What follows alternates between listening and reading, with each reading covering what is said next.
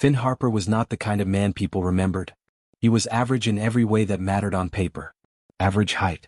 Average build. The kind of face that blended into a crowd without trying. He wore the same gray work uniform every day, carried the same dented metal toolbox, and kept his head down in the way that people do when they have spent most of their life being paid to fix things quietly and leave without being noticed. He was 32 years old. He had worked maintenance contracts across 14 different facilities in the past 8 years.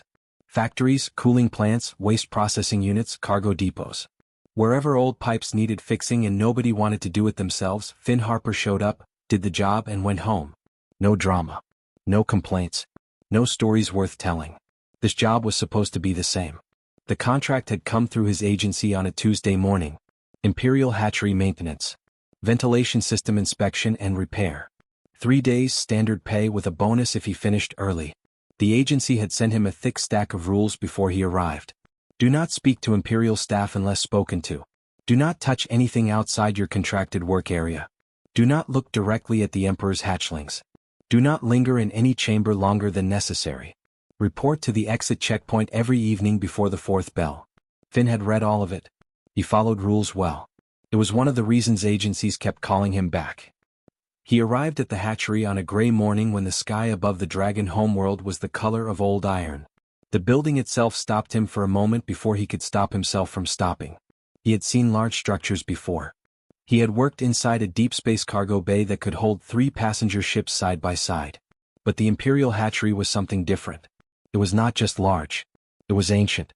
The walls were black volcanic stone worn smooth by thousands of years of clawed hands and heavy bodies moving through its corridors. The ceilings disappeared into warm mist somewhere far above. Golden fire lamps burned along every wall in long unbroken rows, throwing amber light across floors that had been polished by centuries of use. The air was thick and warm and smelled of ash and something Finn could not name, but that made the back of his throat feel like the inside of a fireplace. Everything in the building was built for creatures 10 times his size. The doors were taller than 3 men standing on each other's shoulders. The corridors were wide enough to drive a vehicle through. The stone platforms in each chamber were carved at heights that Finn could only reach by standing on his toolbox. The water troughs were the size of small swimming pools. He was, without question, in the wrong world. But the pipes were the pipes. Corroded fittings looked the same in every language, and Finn had been reading corroded fittings since he was old enough to follow his father through a maintenance tunnel. He collected his access pass from the front checkpoint, signed 3 separate entry forms, and made his way to the lower ventilation network running beneath the eastern wing of the building. The first day passed without incident. The second day passed the same way. The pipes in the lower network were old, much older than the repair log suggested, and Finn worked steadily through his inspection list, noting damage, replacing fittings where he had the parts, flagging the larger sections for follow-up work. He ate his lunch sitting on his toolbox in the access tunnel. He filed his evening report at the checkpoint. He went back to the small worker housing unit the agency had arranged for him and slept without dreaming. On the 3rd morning he was working through the final section of the lower network, a narrow access tunnel that ran beneath the eastern chambers, when he heard it. He had been on his hands and knees, moving a section of old pipe aside to reach the fitting behind it, when the sound came through the ventilation grate in the floor of the tunnel just ahead of him. He stopped moving. He was not sure at first what he had heard. It was very quiet. Almost nothing. Just a small, broken sound, low and uneven like something trying to be steady and failing. He moved forward slowly and pressed his face to the grate. The chamber below was large and warm. Golden light from the fire lamps along the walls gave everything a soft amber color. In the center of the room was a wide raised stone platform, and on the platform, curled into the smallest shape something that size could manage, was a dragon hatchling. Finn had never seen a dragon hatchling before. He had seen adult dragons in the distance. You could not work on this world for more than a day without seeing them, but never one this young, this small. It was roughly the size of a large dog, maybe a little bigger. Its scales were pale silver, the kind of color that should have been bright and clean, but they were dull instead, like metal left out in wet weather. Its small body rose and fell with each breath, but the breathing was not right. It was shallow and uneven, and every few breaths it hitched slightly, like something catching. The hatchling was trembling. Not from cold exactly. The room was warm. But the trembling was the kind that comes from something going wrong on the inside, when the body is working too hard to fight something it cannot see. Around the platform, 4 Imperial healers moved in slow and careful patterns. They were dragon healers, large, precise, formally dressed in deep blue ceremonial coats. They checked instruments mounted on tall standing frames. They applied small amounts of compound to the hatchling scales with careful brushes. They spoke to each other in quiet professional tones, looking at their readings, adjusting their equipment with the confidence of people who were very good at their jobs. But not one of them was sitting with it. The hatchling made the sound again. That small, broken sound. Its eyes were open, pale gold, rimmed with the kind of exhaustion that made them look older than they should have been on something so young and small. They moved slowly around the room, searching without finding anything to land on. Looking for something to hold on to. Not finding it. Looking again. Finn stayed at the grate for a moment longer than he needed to. Then he backed out of the tunnel, collected his toolbox, walked to the nearest hatchery corridor, and found a young attendant near the junction of the east and central wings. The attendant was a small dragon, young by the look of it, with lighter scales and an uncertain posture that reminded Finn of every new junior worker he had ever met on a job site. Finn kept his voice calm and polite. He explained that he needed to take some final measurements near the eastern chamber. He asked, very simply, if there was any rule against him sitting near the outer barrier rail of the chamber while he finished his notes. The attendant looked at him with an expression Finn recognized.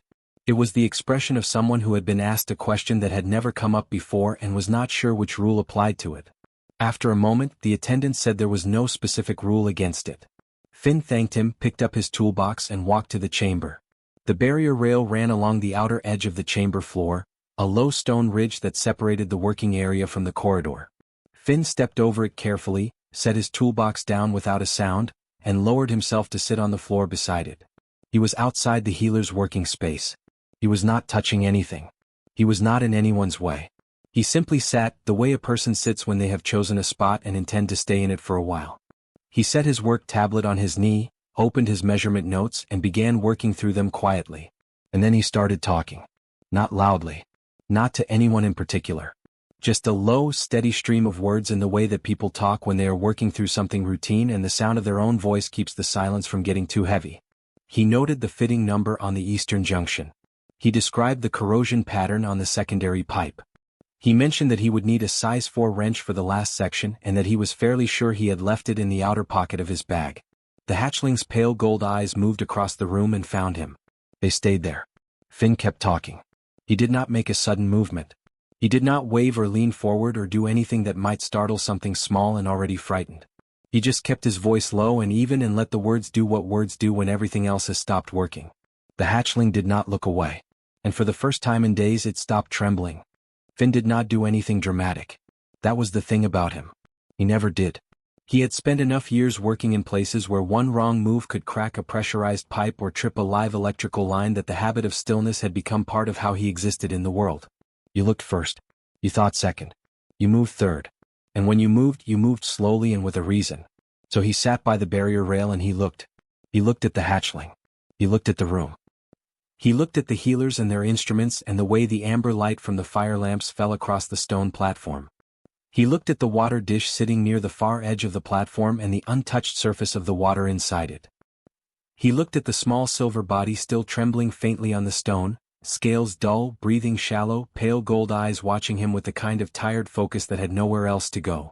He took his time. He always took his time. The healers had not acknowledged him beyond a single glance when he first sat down. They had assessed him, found him to be a maintenance worker sitting outside the work boundary doing paperwork, and returned to their instruments. He was not their concern. He was furniture. That suited Finn perfectly well. He opened the environmental readings on his work tablet. As the contracted ventilation engineer for the Eastern Wing, he had full access to all temperature and airflow data for every chamber in his section. It was standard access. Nothing unusual about him looking at it. He found the Eastern primary chamber, this chamber, in the system and pulled up the current readings. The temperature was correct. That was the first thing he noticed, and for a moment it made him doubt himself. The room was set to the standard imperial hatchery temperature for a hatchling of the recorded age and species classification. The healers had clearly checked this.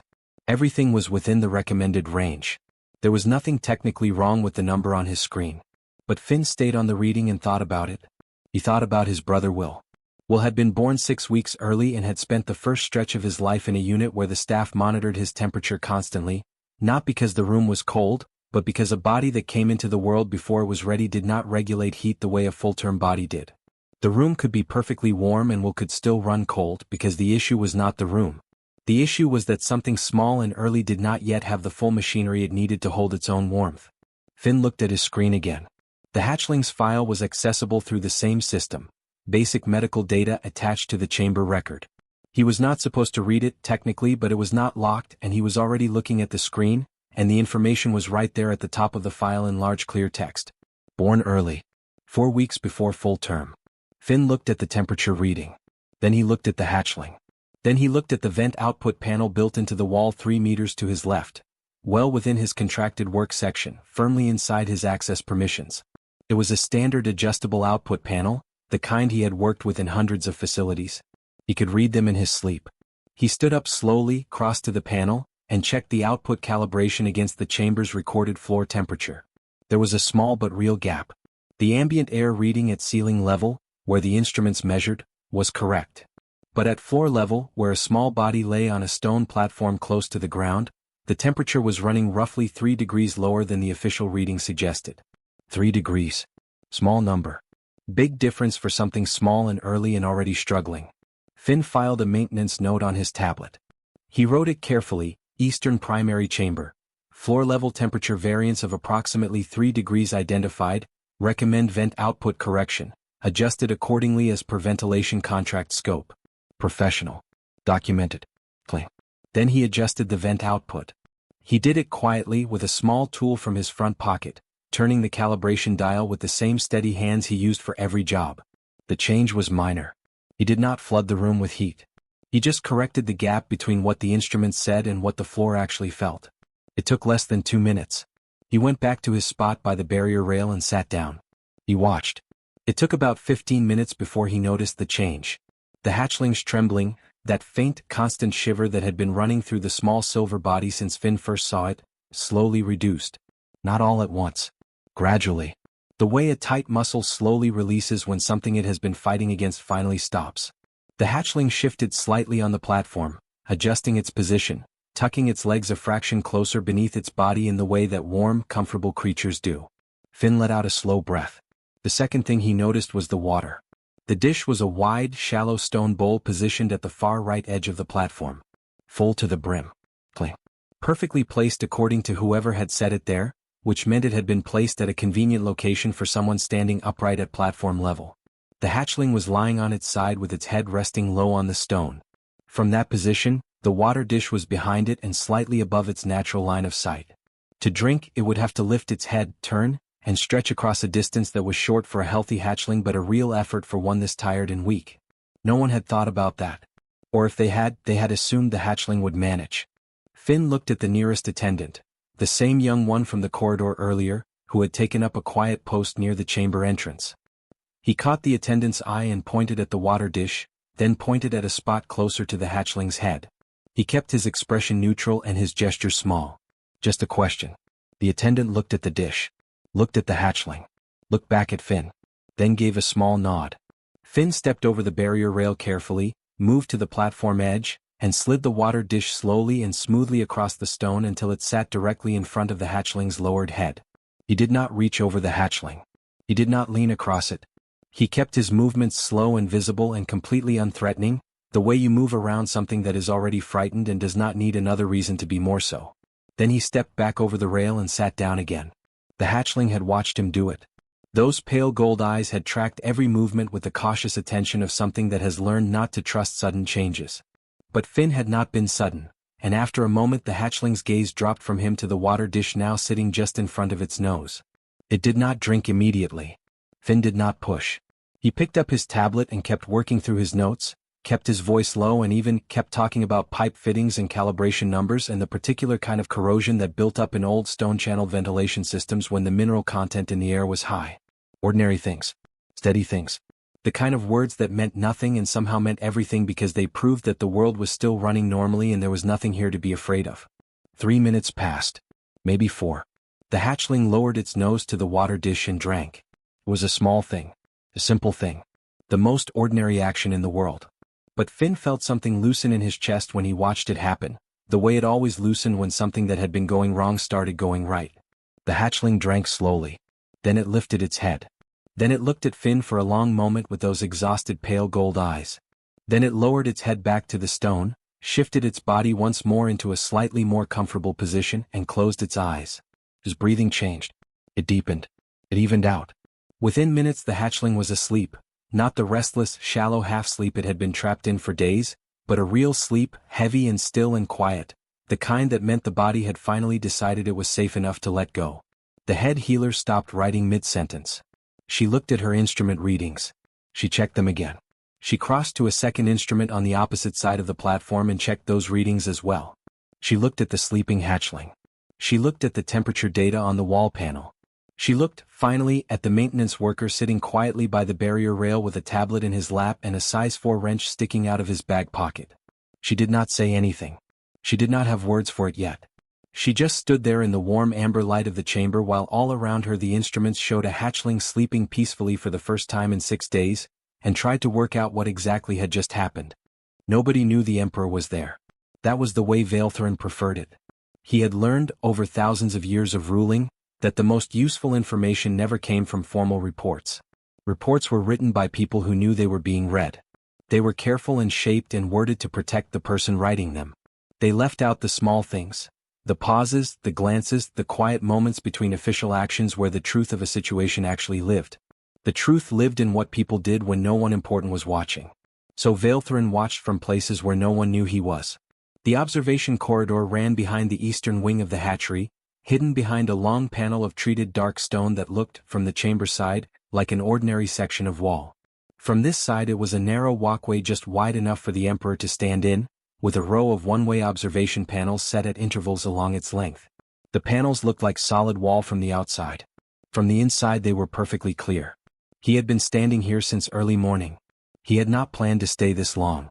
He had come before the first bell to check on Sorix before the day's healer report, the way he had done every morning for 6 days. He had expected to spend a few minutes watching, satisfy himself that his hatchling was still stable, and return to the work of running an empire that did not pause for personal grief. But then the human had sat down. Vaeltherin had seen Finn arrive. He had watched him cross the corridor, speak to the young attendant, and lower himself to the floor beside the barrier rail with the quiet, unhurried movement of someone who had already decided to stay before he sat. He had watched the human open his tablet and begin working and start talking in that low, steady voice that carried faintly even through the treated stone of the observation panel. He had expected the human to leave after a few minutes. An hour passed. Finn did not leave. Vaeltherin stayed. He watched Finn check the temperature readings on his tablet. He watched him cross to the vent panel and spend 2 minutes making a small, careful adjustment with a tool from his pocket. He watched him return to his spot and sit back down as if nothing significant had happened, as if he had simply corrected a minor calculation error and moved on. He watched Sorix's trembling reduce. He had seen that trembling every morning for 6 days and it had done something to him each time that he did not have a name for, a tightening, a helplessness that sat badly in a body that had not felt helpless in several centuries. To watch it ease now, slowly and quietly because a maintenance worker had noticed a 3-degree floor temperature variance, the feeling that produced did not have a name either. He watched Finn move the water dish. Such a small thing. Such an obvious thing once you saw it. The dish had been placed by staff who were standing upright at platform level. No one had thought about the angle from the floor. No one had thought about what the reach looked like from a tired body lying on its side. It had taken Finn approximately 4 seconds to notice it and one polite gesture to an attendant to fix it. Vaeltherin looked at the water dish in its new position. He thought about the 6 days of healer reports stacked on his desk. Detailed reports. Thorough reports. Written by some of the most educated medical minds in the Empire, using instruments that cost more than most planetary infrastructure budgets. Not one of those reports had mentioned the angle of the water dish. He watched Sorix drink. He watched his hatchling, his small, early-born struggling hatchling who had not slept properly in nearly a week, lower its nose to the water and drink, and then curl into a still and heavy sleep that looked, finally, like real rest.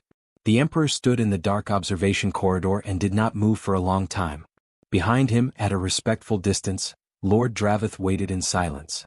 Dravith was the Emperor's senior court advisor, old, careful, and experienced enough to know when to speak and when to simply exist quietly in a room until he was needed. He had been waiting for 40 minutes. He was patient. He was very good at being patient. Eventually he spoke. "The human's contract is scheduled to end tomorrow morning," he said. Shall I arrange early departure processing? No, said Vaelthrin. Draveth paused. Shall I have him removed from the chamber? He is technically outside his contracted work area.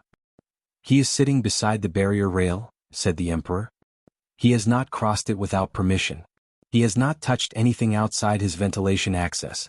He filed a formal maintenance note before adjusting the vent output. Pause. He is doing nothing wrong. Draveth said nothing. I want a full background report, said Vaelthrin. Everything available. Employment history. Personal history. Family. All of it. I want it on my desk before the evening bell. Draveth absorbed this without visible reaction, which was one of the things that made him good at his job. Understood, he said. Is there anything specific the Emperor is looking for? Vaelthrin looked through the observation panel at the sleeping hatchling and the quiet human sitting beside it. I want to understand why he stopped, said the Emperor. The report arrived before the fourth bell. It was not a long document. There was not very much to say about Finn Harper that required length. Vaelthrin read it at his desk in the private study off the main corridor, with the evening light coming through the high windows and long orange bars across the stone floor. He read it once, set it down, and then picked it up and read it again. The facts were ordinary enough. Born in a mid-tier settlement on a human border world. Father worked maintenance engineering for a regional water processing facility. Mother taught basic sciences at a local learning center. Finn had followed his father into the trade at 16, earned his technical certification at 18, and had been working independent maintenance contracts ever since. 14 facilities in 8 years. Clean record at every one. No complaints. No incidents. No outstanding contracts or debts. No military record. No political affiliations. No connections to any organization of note. By every standard measure the Empire used to assess the significance of a person, Finn Harper did not register. But at the bottom of the personal history section there was a short paragraph. It was written in the flat, factual tone of someone pulling records from old files without fully understanding what they meant. It said that during Finn's early teenage years his younger brother, named Will 4 years younger, had experienced a serious illness lasting approximately 14 months. The illness had required extended hospital treatment. The prognosis had been uncertain for a significant portion of that period. Finn, at the time 15 and 16 years old, had spent large amounts of time in the hospital facility during this period, often outside of normal visiting hours, described in facility records as being present and calm and, according to one old staff note pulled from an archived file, quote, always there when the boy was frightened. Will had recovered fully. He was alive and working in a different settlement now, according to current records. Vaelthrin set the report down. He sat with it for a while. He thought about a 15-year-old human boy sitting in a hospital room with a frightened younger brother, learning the slow and unglamorous skill of just being present. Learning it not from a teacher or a manual but from necessity. From love. From the simple inability to walk away from something small and scared that needed someone to stay. He thought about the 14 facilities Finn had worked in over 8 years. 14 different places.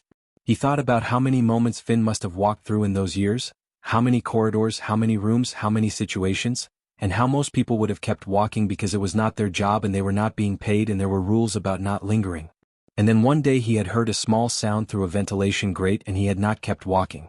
Not because someone told him to stop. Not because there was a reward attached to stopping. Not because stopping was written into his contract or required by his certification or expected by any authority anywhere. Just because the sound was there and he was the one who heard it and so he was the one who stopped. Vaelthrin stood up and walked back to the observation corridor. The evening bell had passed. The chamber was quieter now, lit by the lower nighttime setting of the fire lamps. The healers had reduced to a single night attendant who sat at the instrument station near the far wall. Zorix was still sleeping. The pale silver scales rose and fell in slow, even rhythm, still dull but steadier than they had been at any point in the past 6 days. Finn was still there. He was not supposed to be, technically. His shift had ended at the 4th bell. But there he was, sitting in the same spot by the barrier rail, a small lamp of his own clipped to his toolbox beside him, reading something on his tablet in the quiet way of a person who has nowhere urgent to be and has decided that this place is as good as any. Lord Draveth appeared silently at the Emperor's shoulder. He is outside his shift hours, Draveth noted. Unpaid. Off contract. I know, said Vaelthrin. Pause. Does the Emperor wish to have him reminded of the exit checkpoint schedule? The Emperor looked at the human sitting in the soft lamplight beside his sleeping hatchling. "No," he said quietly. "Leave him." He did not move from the observation panel for another 2 hours. His court report sat unread on his desk. His evening advisory meeting had been waiting since the 5th bell. 3 senior officials had sent formal requests for his attention on matters they had described as urgent. Vaelthrin stood in the dark corridor and watched a human read quietly beside his sleeping son and said nothing to anyone about any of it. He just did not look away. The 6th morning arrived quietly. No announcement. No dramatic change in the air. The hatchery woke the same way it always did, the fire lamps brightening slowly from their low nighttime setting to their full warm glow, the attendants beginning their rounds, the distant sound of the palace above starting its long daily machinery of meetings and reports and formal proceedings. Finn arrived at his usual time. He had not been asked to come back. His contract work was technically finished. The ventilation repairs were complete, documented and filed. There was no professional reason for him to be here. But he had woken that morning in his small worker housing unit, stared at the ceiling for a few minutes, and found that he did not have a good reason to stay away either. So he packed his toolbox out of habit, signed back in at the checkpoint with a maintenance follow-up form he had written the night before. Minor item, a secondary fitting in the eastern tunnel that he had flagged for optional review, and made his way back to the eastern wing. The follow-up form was legitimate. It was also, if he was being truthful with himself, an excuse. He settled into his spot by the barrier rail and looked through at the chamber. Something was different. He could not name it immediately. The room looked the same. The healers were at their stations. The instruments were running. Sorix was on the platform, still curled in that small, tucked position that had become familiar over the past several days. But something was different. Finn looked more carefully. The trembling was gone. Not reduced. Not better. Gone. Sorix lay on the platform in a stillness that was not the brittle, exhausted stillness of a sick body trying to hold itself together but the loose, comfortable stillness of a body that had stopped fighting because it no longer needed to. The pale silver scales still had their dull, muted look, but even as Finn watched in the warm light of the morning lamps, he thought he could see something, a faint quality beneath the surface like a light turned on in a distant room. Barely there. But there. The head healer was at the primary instrument station.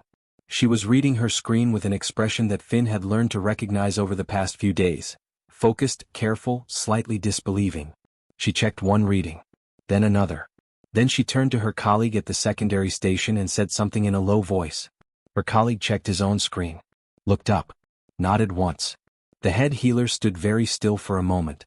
Then she walked to the platform, leaned close to Sorix, and placed the flat of her palm gently against the side of the hatchling's neck, just below the jaw, where a large artery ran close to the surface and the skin temperature was most reliable. She held it there for a long moment. Then she closed her eyes briefly in the way that people close their eyes when something they have been waiting for has finally arrived and they need just 1 second to absorb it properly before they have to start behaving professionally again. The fever had broken. Finn let out a long, slow breath. He had not fully realized how much tension he had been carrying in his shoulders until it left. He set his tablet down on his toolbox and just looked at the sleeping hatchling for a while, not working, not talking, just looking. Sorix's breathing was different. Deeper. Easier. The kind of breathing that belonged to a creature that was not fighting anything anymore. The pale scales caught the light of the morning lamps and in that light, yes, definitely yes, there was something returning beneath the surface. That quality of silver that had been missing since Finn first saw him through the ventilation grate. Still faint. Still early. But coming back. The way color comes back into a face when the worst of a long illness finally passes and the body remembers what it was supposed to look like. Finn watched it for a while longer.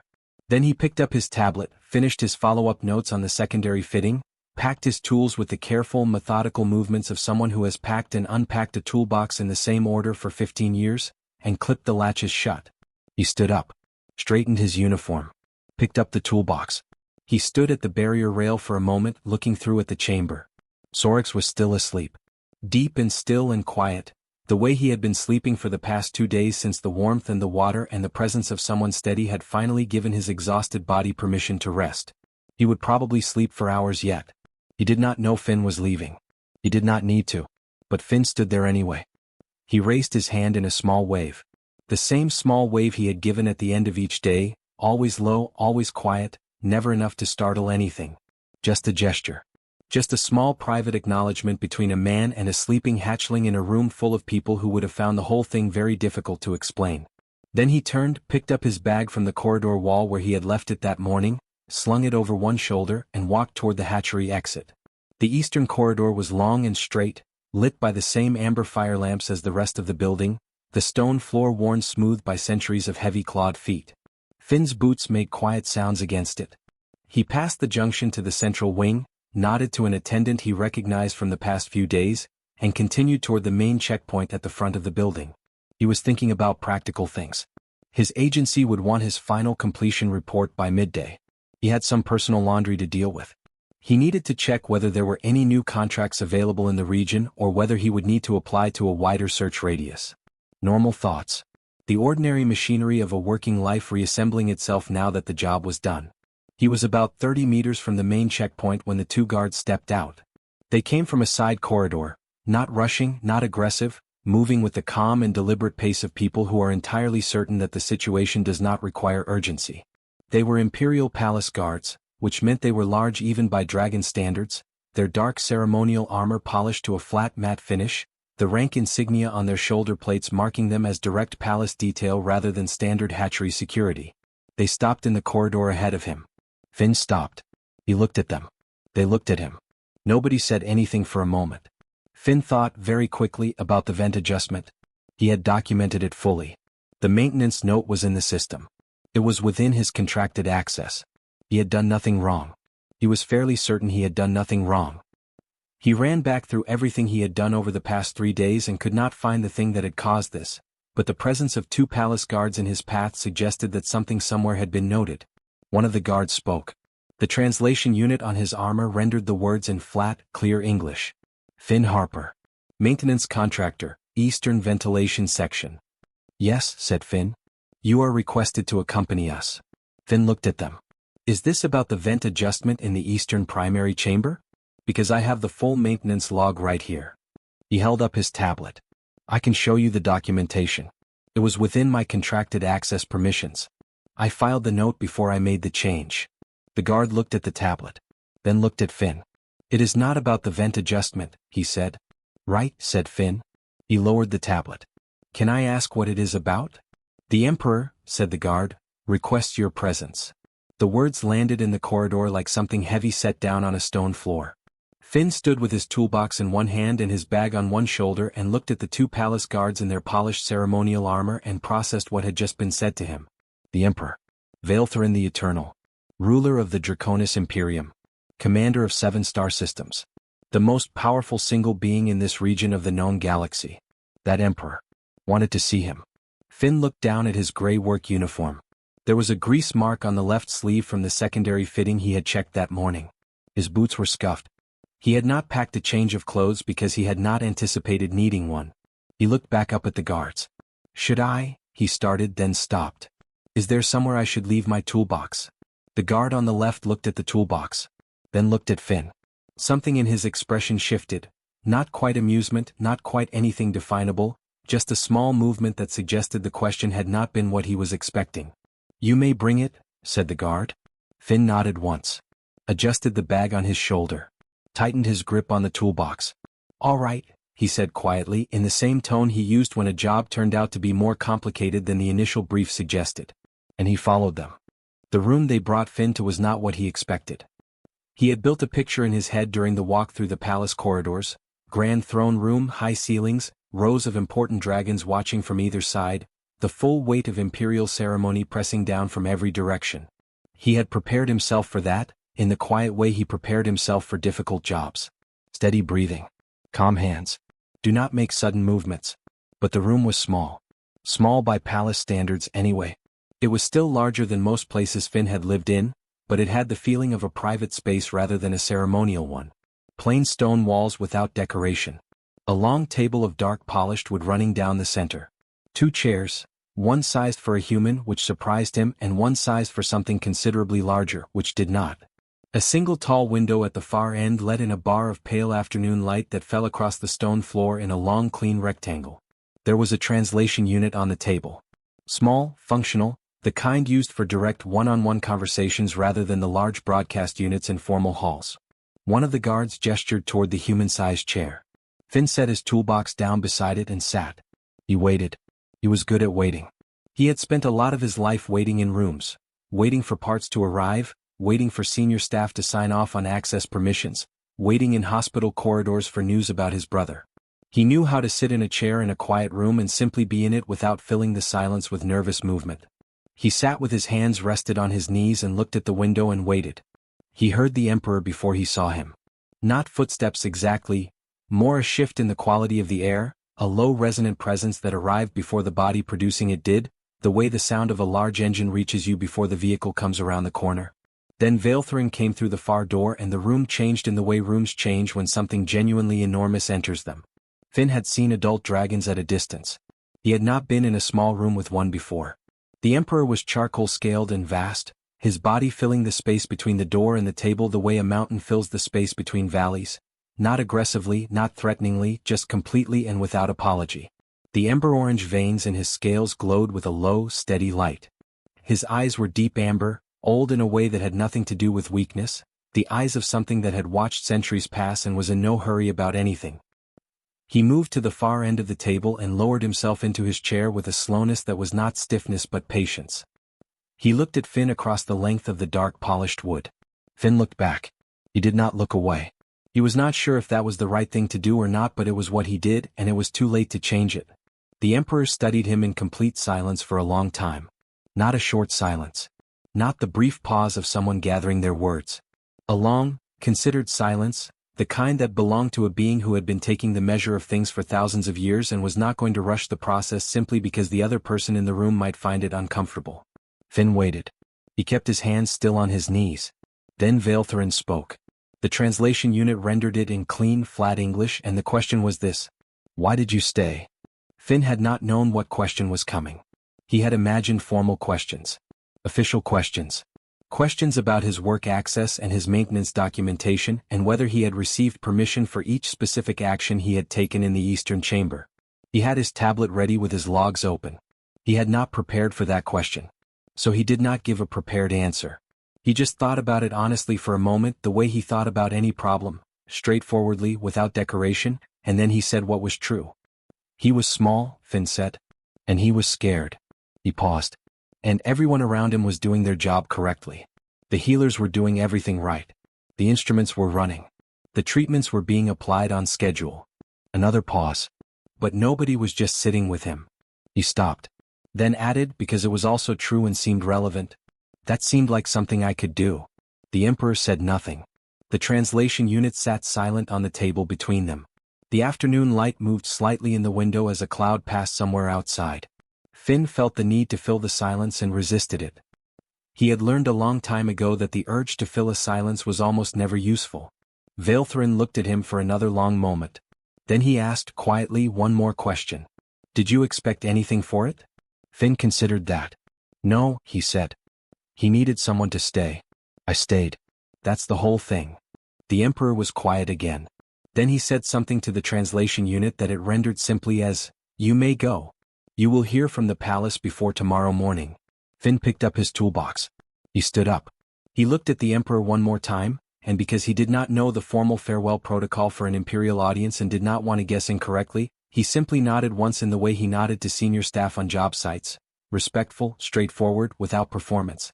Then he walked out. He spent the evening in his worker housing unit, eating a plain meal from the contract canteen and trying to work out what "you will hear from the palace before tomorrow morning" actually meant. He could not work it out. He went to sleep without resolving it and slept better than he expected to. The next morning the imperial court assembled. The session had not been announced. That alone was unusual enough to fill the large formal chamber with a particular quality of attention. The sharp, wary attention of people who have been called somewhere without being told why and are cycling through possibilities in the back of their minds while maintaining carefully neutral expressions at the front. The chamber was immense. Columns of black stone rose to a ceiling lost in shadow. The floor was polished dark granite, reflecting the fire lamps in long amber ribbons. Senior nobles lined the walls on tiered platforms, dragon families of rank and bloodline, their scales displaying the deep rich colors of generations of breeding and status. Military commanders stood in their formal positions near the right side. The Imperial Healers delegation occupied their traditional space near the left. Court advisors, including Lord Dravith, stood in a careful cluster behind the Emperor's position. Vaelthrin stood before all of them. He did not use notes. He never used notes. He let the room settle into proper silence, which took less time than usual because everyone in it was already very attentive, and then he spoke.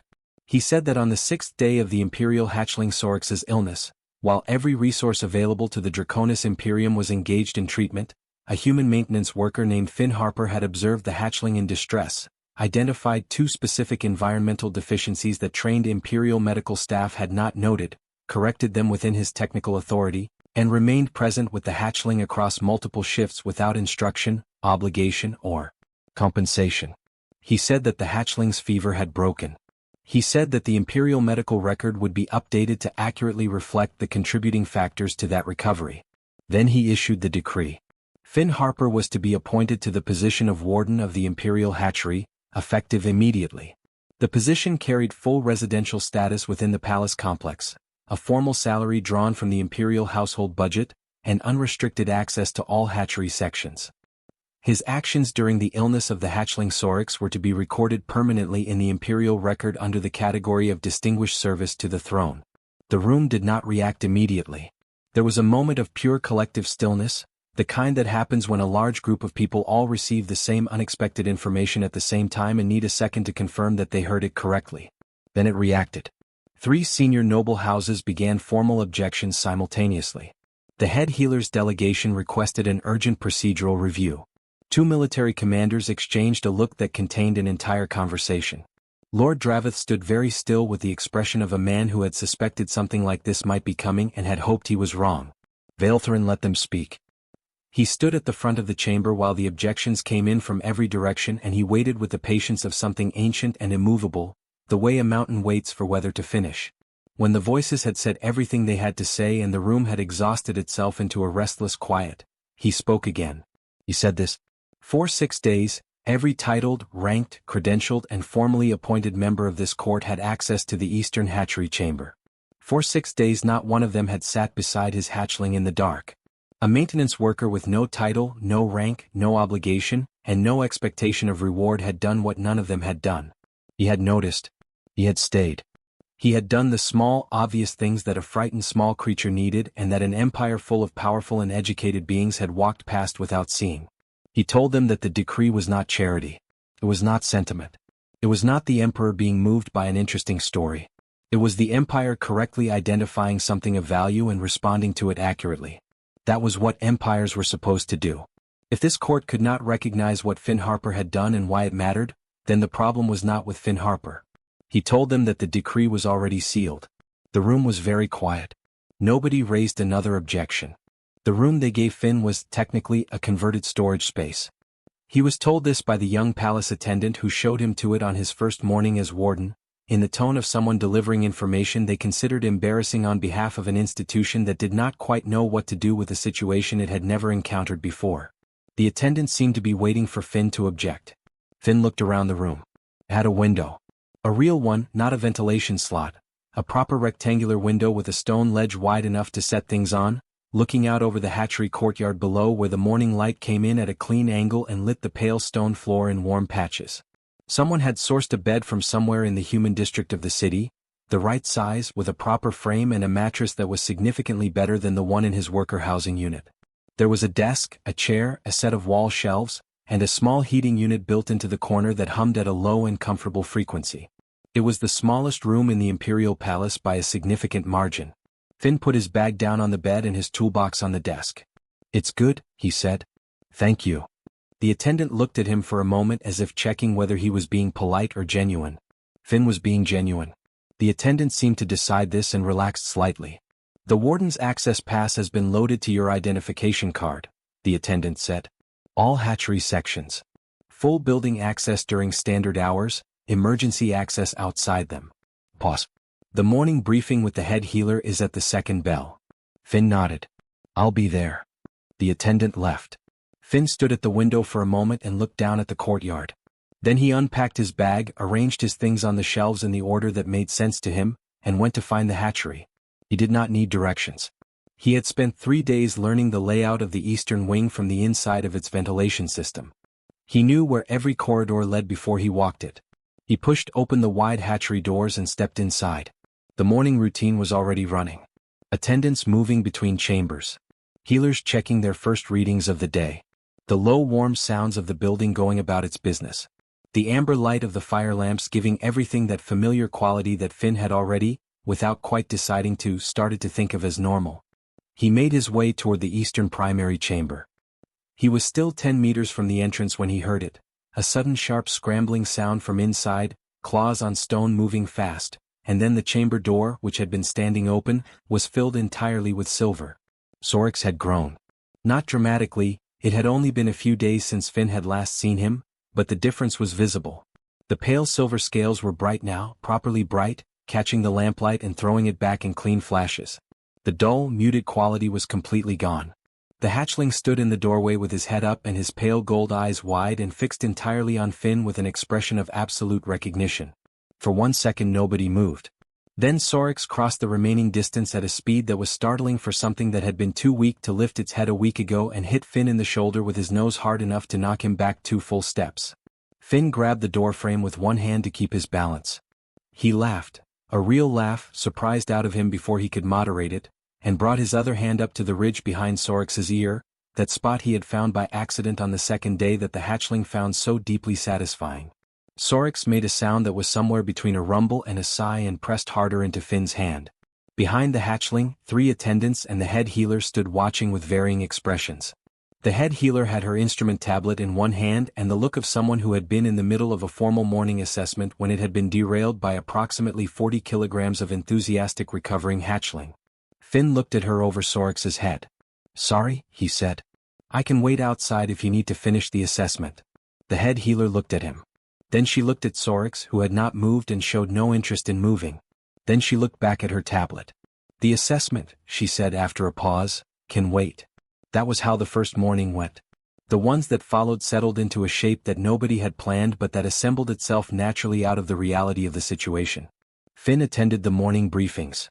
He walked the hatchery sections in his new role, learning the specific needs and patterns of each hatchling in the facility, asking questions of the healers and attendants in the direct and practical way he asked questions on job sites. Not to challenge anyone, just to understand the system he was now responsible for. He took notes. He filed reports. He did the work. And every day at some point he sat with Sorks. The hatchling followed him through the hatchery like a second shadow. This was, by any formal assessment, not standard behavior for an imperial hatchling. The palace staff observed it with a range of reactions. Some found it undignified. Some found it baffling. A few, quietly and without making a point of it, found it something else entirely, something they did not have a professional category for but that registered in them nevertheless. The palace itself was a constant process of adjustment for Finn. Everything in it was built for beings many times his size and had been for centuries. Doorways he could walk through easily. Corridors that felt less like corridors and more like open roads. Meals served in portions that could have sustained a small workforce. He adapted to all of it with the practical patience he brought to every unfamiliar environment. You learned the space. You found what worked. You made it yours by degrees. The harder adjustment was the people. Most of the palace staff were professional and correct with him. A few were genuinely warm. But there was a section of the court, noble families, senior officials, people whose entire identity was built on a system of rank and bloodline that had existed for centuries, who looked at Finn with a particular expression he had learned to recognize within his first week. It was not hostility exactly. It was something more like incomprehension. The look of someone confronted by a thing that does not fit any category they have and who has decided that the problem is the thing rather than the categories. Finn did not push against it. He did not perform. He just did his work and let the work speak the way work always spoke, slowly and without argument, through results that people could see with their own eyes. Word of the Emperor's decree had left the palace the same way water leaves a cracked vessel, quietly through every small gap available in multiple directions at once. By the second week it was known across the noble district of the capital. By the third week it had reached outlying family estates. By the end of the first month it had traveled, in the way that interesting and slightly scandalous information always travels, across a significant portion of the empire. The requests began arriving at the 5th week. The first came from a noble family in the eastern provinces, a formal, carefully worded letter addressed to the Imperial Hatchery Administration, inquiring whether the palace might be able to recommend a human companion for their youngest hatchling, who had been experiencing difficulty settling and sleeping. The letter was very polite. It was also very clear that the family had done their research and knew exactly what they were asking for and why. The second request arrived 3 days later. Then 2 more the following week. Nobody had issued a policy. Nobody had announced a program.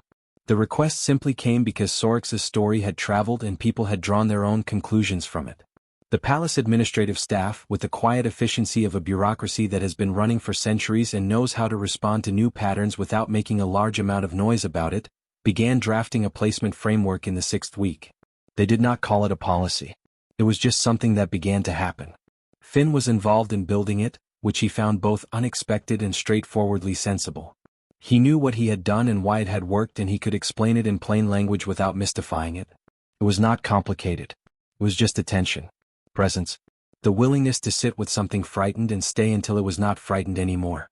He told the administrative staff this in a meeting in the 7th week and watched 3 senior officials write it down in their formal notebooks and felt the particular strangeness of watching ordinary knowledge become official documentation. On an afternoon in the 8th week, Lord Draveth climbed to the Emperor's private study on the upper floor and found Vaeltherin standing at the tall window that looked out over the hatchery courtyard below. Draveth stood at a respectful distance and waited. In the courtyard below, Finn was sitting on the low stone bench along the south wall. Sorks was beside him, larger again, growing fast now, his silver scales brilliant in the afternoon light, his body curled in the loose and easy way of a creature that has never learned to be tense in this particular place. Finn had a book open in his lap and was reading aloud in that low steady voice, the one that had carried through a ventilation grate on a morning that now felt like it belonged to a different chapter of the palace's long history. Sorks had his eyes half closed. His tail moved occasionally in a slow, unconscious rhythm. He looked like something that had always been exactly this safe. Draveth watched for a moment. Then he spoke carefully. "The 3 noble houses have withdrawn their formal objections," he said. "All of them. Quietly, without announcement, in the past 2 weeks. "I know," said Vaeltherin. Pause. "The placement framework is nearly ready for final review." "I know," said the Emperor again. Draveth was quiet for a moment.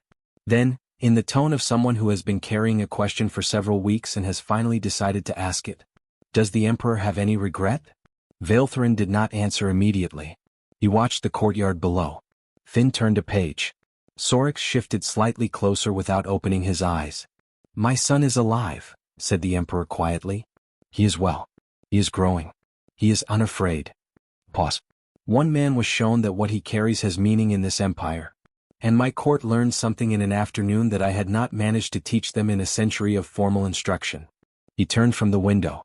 His amber eyes were steady and calm, the eyes of something that has made a decision it has no interest in revisiting.